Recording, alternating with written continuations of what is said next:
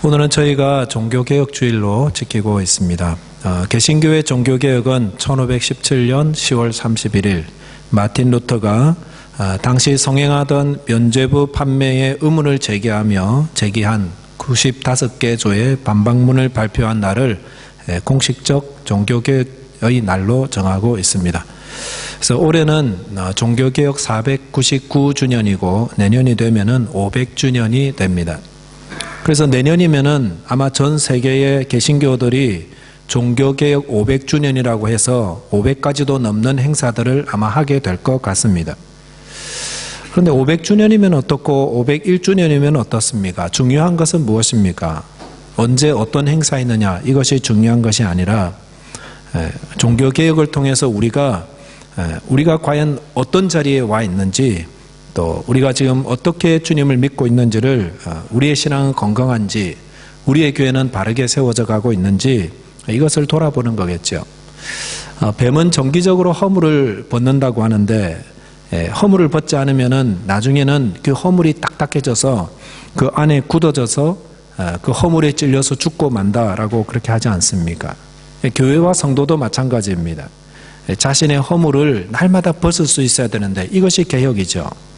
이 허물을 벗지 않은 교회와 성도는 그 안에 갇혀버리고 마는 것입니다. 현재 저희 교회도 웨스트 코넥스 공사로 인해서 여러 가지 변화의 기운들을 느낄 수가 있습니다. 그런데 어떻게 무엇을 변화시켜야 되는가? 변화에는 원칙이 있습니다. 건물을 이렇게 리노베이션 할 때도 빼야 되고 허물어뜨리는 것이 있어야 되지만 또 허물지 말아야 되는 것들이 있는 것처럼 절대로 변화시켜서는 안 되는 것이 있고 또 변화되어야 되는 것들이 있다라는 것입니다. 그래서 변화되어야 될 것들이 무엇이고 또 지켜야 될 것이 무엇인가, 이것들을 살펴보고자 합니다. 특별히 오늘 본문에서는 성도가 지켜야 되는 것, 교회가 지켜야 될 것, 절대 변하지 말아야 될 것이 무엇인지를 저희들이 먼저 살펴보고 다음 주일에는 변화되어야 될 것이 무엇인가에 대해서 함께 묵상함으로 저와 여러분께서 또 이 교회가 바른 변화와 개혁의 길로 나가게 되시기를 바라겠습니다. 첫째로 변화되지 말아야 될 것은 하나님의 복음입니다. 복음은 절대로 변해서는 안 됩니다. 성도가 교회가 언제든지 지키고 붙잡아야 되는 것은 하나님의 복음입니다.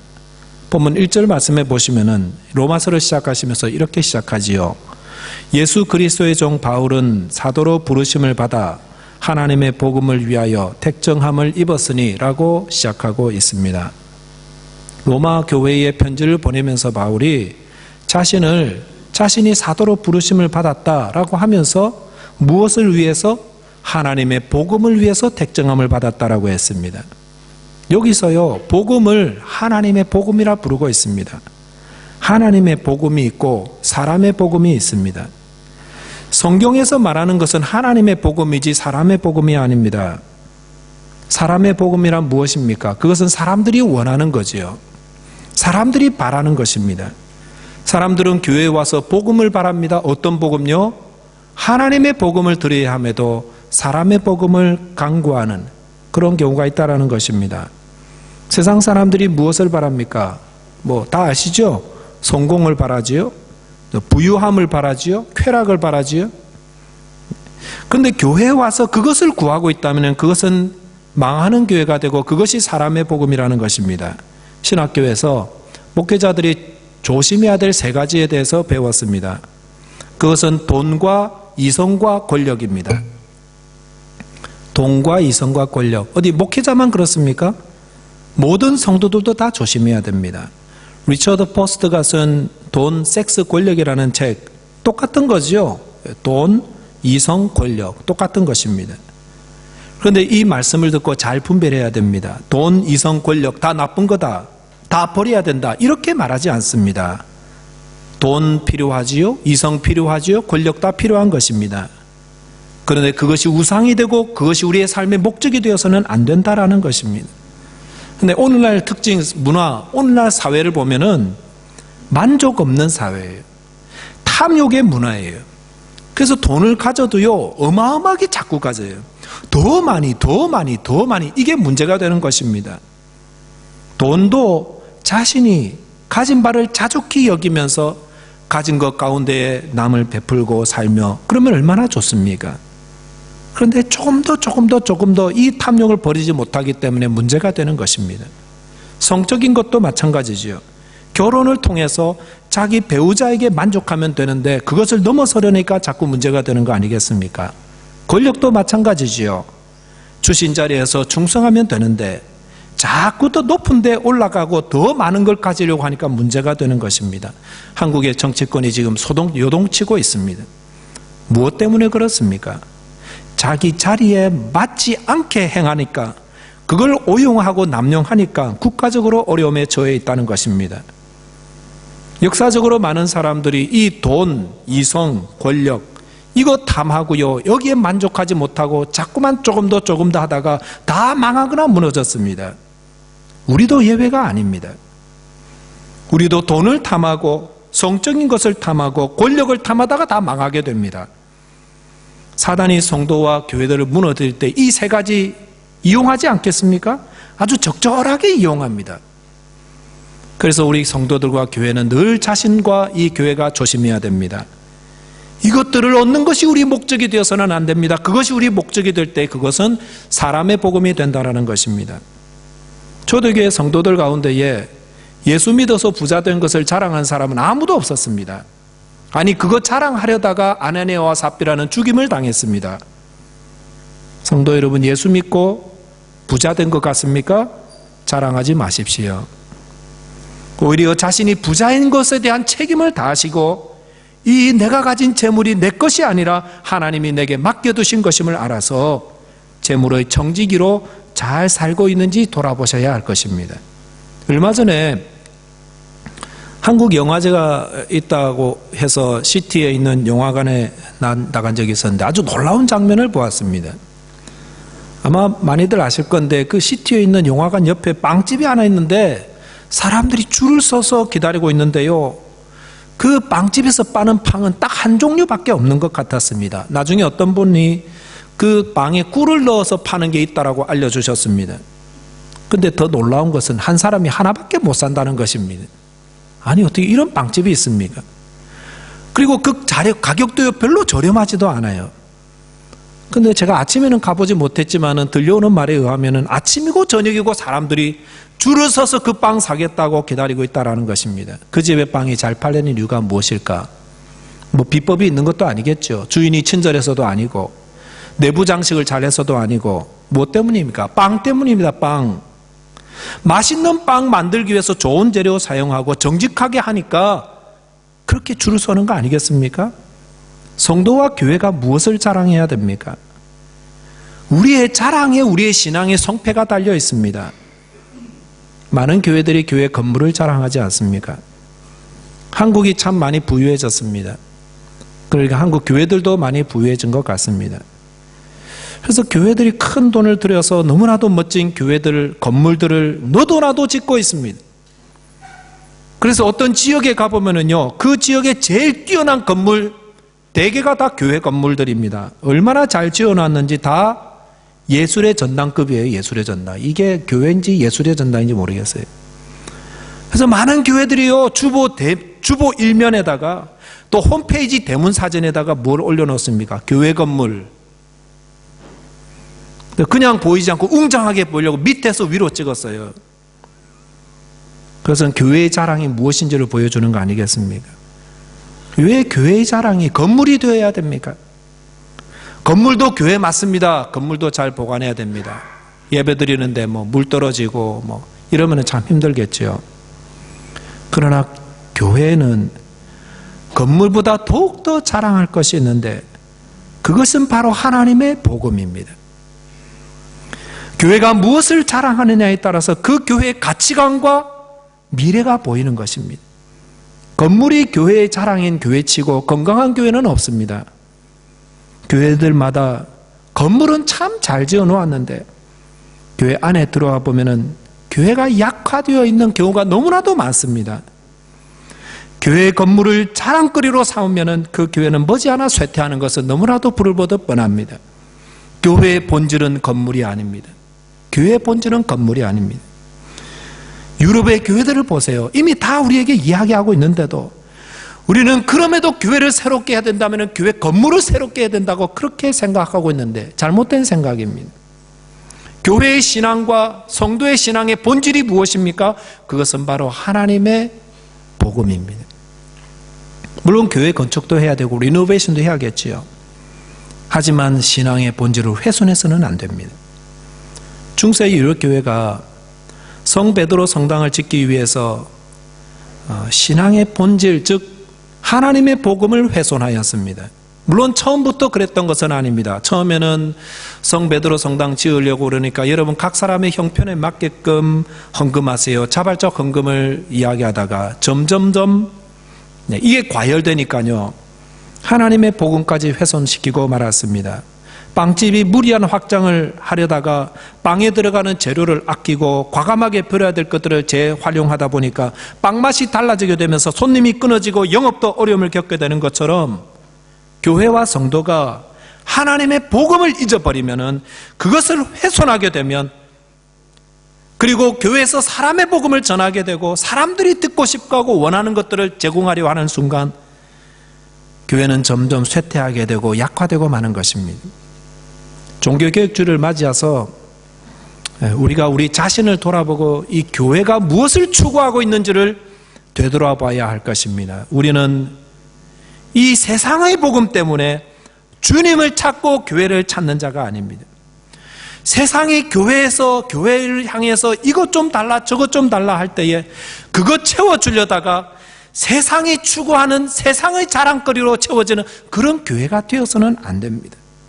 저와 여러분이 진심으로 하나님의 복음 안에서만이 참 자유와 기쁨과 행복을 찾고 그것이 나의 자랑이 되고 그것이 나의 기쁨이 될 때에, 그럴 때 건강한 신앙인이 되고 건강한 교회를 세워가게 되는 것입니다. 두 번째로 주의할 것은, 그러면 하나님의 복음은 무엇인가 하는 것입니다. 여러분, 하나님의 복음이 무엇입니까? 훼손되지 말아야 될 하나님의 복음이 뭐죠? 그것은 십자가와 부활입니다.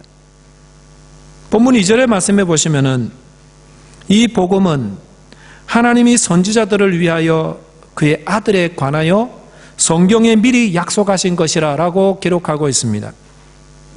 로마 교회 성도들에게 복음을 이야기하면서 바울은 이 복음은 누구에 관하여? 그의 아들에 관한 것이다. 그리고 그것은 구약 성경에 약속되어 있는 것이다 라고 증거하고 있습니다. 이 말씀은 하나님의 복음의 주제가 무엇인지를 우리에게 말씀해 줍니다. 어떤 내용이든지 늘 주제가 있잖아요. 하나님의 복음의 주제는 무엇입니까? 예수 그리스도, 하나님의 아들.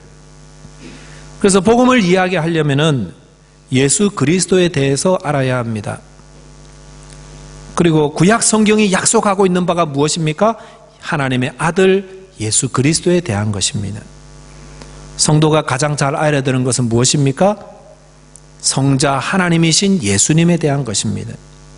그래서 구약 성경을 통해서도 우리는 무엇을 배워야 됩니까? 그 안에서 그의 아들을 통해 하나님이 우리에게 무엇을 약속하고 계시는지를 알고 배워야 됩니다. 출애굽기 32장 9절 10절에 보시면은 이스라엘 백성들이 광야에서 금송아지 우상을 만들었다가 그렇게 범죄했을 때에 하나님이 그들을 향해서 어떤 뜻을 품었는지를 보여주시는데요, 진멸할 뜻을 보이셨습니다. 진멸. 여호와께서 또 모세에게 이르시되 내가 이 백성을 보니 목이 뻣뻣한 백성이로다. 그런즉 내가 하는 대로 두라. 내가 그들에게 진노하여 그들을 진멸하고. 진멸이 뭐죠? 여러분 집에 들어온 파리 진멸시키죠. 파리채로 딱 잡아 죽이죠. 그게 진멸이죠. 목이 앉으면 딱 잡아 진멸시키죠. 죽이죠. 감히 이러면서 이렇게 말했습니다. 하나님께서 범죄한 이스라엘에게 진노하시면서 진멸하려고 하셨습니다.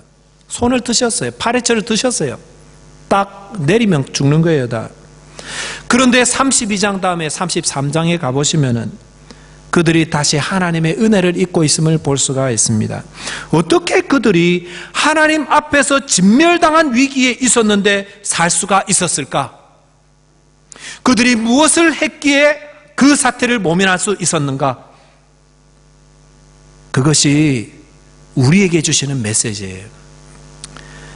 그것은 그들의 모습이나 행실 때문이 아니라고 그랬죠.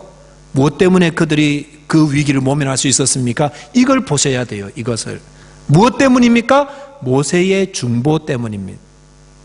모세가 하나님께 그들에 대해서 간구하자 여호와께서 뜻을 돌이키사 말씀하신 화를 그 백성에게 내리지 아니하시니라 라고 하였습니다. 그래서 이 사건은 그냥 광야에서 이스라엘이 있었던 어떤 일을 보여주는 게 아닙니다. 그것은 하나님께서 우리에게 무언가를 약속으로 보여주시는 것입니다. 어떻게 죄인이 자신의 죄로 인해서 심판받아 멸망당할 수 있는 위기에서 어떻게 벗어날 수 있는지를 하나님이 보여주시고 약속하신 것입니다. 그것은 무엇이죠? 우리는 모두 다 죄인이고 하나님 앞에서 죄의 값으로 멸망받아야 될 수밖에 없는 자들인데 어떻게 하나님의 은혜를 입고 구원을 받게 되었습니까? 무엇을 통해서입니까? 바로 모세와 같은 중보자 곧 그리스도의 중보 때문이다라는 것을 성경은 약속하고 있는 것입니다. 저와 여러분은 다 죄인입니다.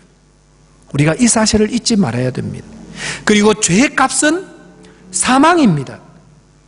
그래서 우리는 우리의 죄값을 치르지 않기 위해서 우리는 우리의 죄값 때문에 다 멸망받을 수밖에 없는데 어떻게 이런 우리가 죄로부터 멸망받지 않고 죄 용서와 하나님의 은혜와 긍휼을 얻는 자가 될 수 있습니까? 구약 성경은 우리에게 약속하시죠. 어떻게 해요? 우리의 행실이나 선행이나 어떤 조건 때문이 아니라 바로 무엇 때문에? 중보자 그분 때문에, 중보자이신 예수 그리스도 때문에 이걸 지금 이야기하고 있다는 것입니다. 모세가 없었더라면 이스라엘 백성은 진작에 신의 광야에서 자신들의 죄로 인해서 몰살당했을 것입니다. 우리도 마찬가지죠. 중보자이신 예수 그리스도가 계시지 않으면 우리는 다 자기 죄로 인해서 멸망당하게 될 것입니다. 그러나 그리스도 예수께서 우리를 위해 중보하심으로 말미암아서 중보자가 계셔서 우리는 자기 죄로 인해 저주받고 심판받지 않게 된다. 구약 성경이 이걸 지금 약속하고 계신 거예요. 하나님이 어떻게 죄인을 구원하신다고 하셨습니까? 각 사람의 공로나 조건 때문이 아닙니다. 어떤 사람도 구원받기에 합당할 만큼 선을 행하거나 공로가 있는 것이 아닙니다. 이슬람교에서는 순교하면 그 공로로 천국 간다고 가르치지 않습니까? 그들은 거짓을 가르치고 있는 것입니다. 이슬람뿐만 아니라 이 세상에 있는 많은 종교들이 다 무엇으로 구원 얻는다? 자기 의와 자기 공로. 집 정도는 팔아서 헌금해야 천국 가지 않겠냐 이런 식으로. 하나님은 그러나 어떻게 우리를 구원시킨다고 하셨습니까? 우리의 의가 우리 안에 있지 아니하고 오직 그리스도의 중보와 그의 의 되심에 있다. 이걸 지금 말씀하고 계시다는 것입니다. 그래서 우리에게 그것을 구약 성경을 통해서 약속하고 계십니다. 이스라엘이 그 후에도 계속 범죄하잖아요. 그래서 하나님께서 보내신 불뱀으로 인해 가지고 백성들이 다 죽어가게 될 때에 하나님이 죄인들을 어떻게 구원하시는지 그 사건을 통해 또 이야기하고 계십니다. 범죄하여서 불뱀에 물려 죽어간다는 것은 죄의 심판으로 인해서 우리가 죽어가게 된다는 것을 이야기하고 있습니다. 자, 그럴 때에 인간은 하나님께서 그 범죄한 인간들을 어떻게 하신다고요? 어떻게 심판받아 죽게 될 인간들을 위해서 살 길을 약속하셨습니까? 노수로 뱀 형상을 만들어서 장대 위에 높이 올리라. 그리고 누구든지 뱀에 물려서 죽어가는 자는 그 장대 위에 달린 뱀의 형상을 바라보기만 하면은 살게 하신다라고 하셨습니다. 이 사건을 있었던 일이냐, 바라보는 게 어떻게 병이 낫게 되느냐, 과학적으로 이렇게 막 풀려고 그러면 너무 혼란스러워져요. 이것은 무엇을 약속해 주는 것입니까? 하나님이 죄인을 어떻게 구원하시는지를 이 사건을 통해서 약속하고 계시다는 것입니다.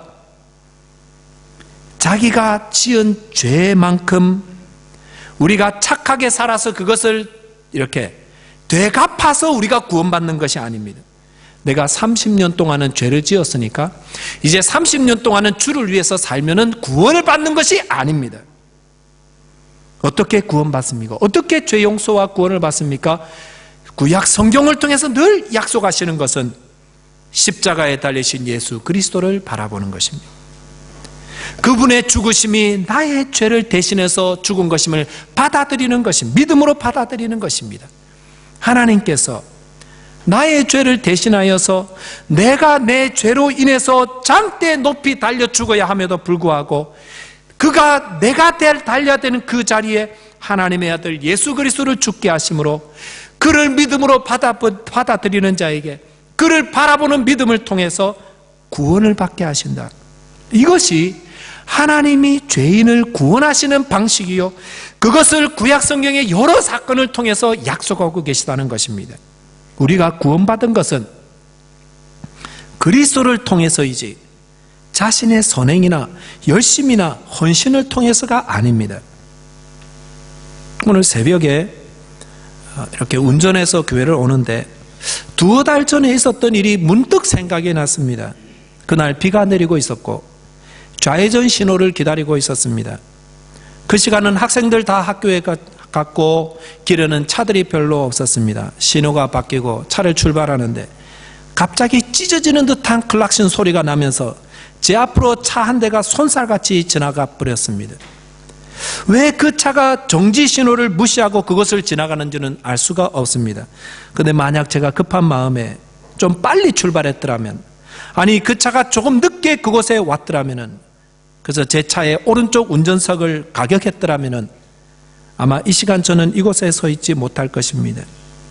그러면서 생각해 봤어요. 그러고 보니까 많은 사람들이 준비되지 못한 채 이 세상을 떠나고 있지 않습니까?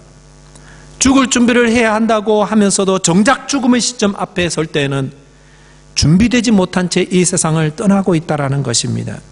그리고 죽음 이후에는 그가 죽음을 준비했든 준비했지 않든 모두가 하나님의 심판대 앞에서 자기가 행한 일과 자기가 말한 모든 것에 대해서 심판을 받게 된다고 성경은 증거하고 있습니다. 그럴 때 성도는 어떠해야 합니까?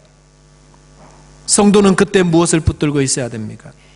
내가 이 세상에서 얼마나 선한 일을 많이 했는데, 내가 그 죽기 전에 죽을 때 그 현장에서 내가 착한 일을 하다가 죽었는데, 이런 게 아닙니다. 성도는 어떻게 죄에서 구원받는다고 하였습니까? 하나님은 어떻게 죄인들을 구원하기를 바라신다고 구약 성경과 또 신약 성경에서 말씀하고 있는지를 알아야 됩니다. 그것은 하나님의 아들 예수 그리스도를 이 땅에 보내시고 그를 믿는 자마다 그의 도우심으로 그의 중보로 구원을 받게 하신다고 성경은 약속하시고 그것을 우리에게 가르치고 계시는데, 그 약속이 바로 십자가와 부활을 통해서 성취된 것입니다. 십자가와 부활. 그래서 본문 3절 4절에는 복음의 핵심, 하나님의 복음의 핵심이 곧 십자가와 부활임을 증거하고 있습니다. 이 십자가와 부활 때문에 우리가 죄 용서를 받고 하나님의 아들로 딸로 인정받은 자 되었습니다. 인침을 받았습니다. 그래서 성도와 교회가 늘 이 하나님의 복음을, 구원의 약속을 늘 붙들고 있어야 되는 것입니다. 이거 붙들고 이거 잊어버리지 않으면 그때 교회는 다 무너지는 것입니다. 복음의 능력은 곧 무엇의 능력입니까? 십자가와 부활의 능력입니다. 성도가 죄 용서를 받는 것은, 멸망치 않고 구원받는 것은 예수님의 십자가와 은혜의 부활의 능력 때문이라는 것입니다. 그래서 요한복음 3장 16절 말씀, 하나님이 세상을 이처럼 사랑하사 독생자를 주셨으니 이는 그를 믿는 자마다 멸망하지 않고 영생을 얻게 하려 하심이라 하였습니다. 저와 여러분은 다 죄인인데 우리 죄로 인해서 멸망받지 않는 것은 우리의 행위가 아니라 중보자 되신 예수 그리스도를 믿을 때문이다 라고 성경은 말씀하고 있습니다. 죽어가는 교회, 신앙의 감격이 사라지고 더 이상 언제 예배드리다가 언제 말씀 묵상가 눈물 흘렸는지 언제 기뻐했는지 기억도 못하는 성도들, 뭘 회고해 보셔야 됩니까? 이 십자가와 부활을 다시 묵상하며 주님께서 내 구원의 감격을 회복시키기를 위해서 기도하셔야 되는 것입니다. 저와 여러분이 종교개혁주의를 맞이하여서 사람의 복음이 아니라 하나님의 복음 안에 거하되 그리스도의 십자가와 부활을 통해 주시는 그 구원을 기뻐하고 감사하며 늘 묵상하고 증거하는 자 되시기를, 그래서 주님이 주시는 새로운 삶, 새로운 신앙의 자리로 나가게 되시기를 주님의 이름으로 축원드리겠습니다. 기도하겠습니다. 하나님 아버지, 감사합니다. 종교개혁주의를 맞이하여서 저희들이 로마서의 첫 부분을 묵상하게 하심을 감사드립니다. 어느덧 저희들이 이 세상의 쾌락과 성공에 취하여서 교회 안에서도 이런 것들을 추구하고 있지는 않은지 오늘 말씀을 통해서 돌아보게 하심을 감사합니다. 우리의 구원은 이 세상의 것들 때문이 아니라 우리의 중보자 되신 예수 그리스도 때문임을 알게 하여 주시고, 중보자 되신 예수님의 십자가와 부활을 통해서만이 우리가 하나님의 구원을 받게 하신다는 사실을 기억하고 다시금 십자가 부활을 묵상하며 주님 주시는 기쁨과 감격 속에 주님을 섬기는 복된 주의 성도들과 이 교회 되게 하여 주옵소서. 우리 주님 예수 그리스도 이름으로 기도하옵나이다. 아멘.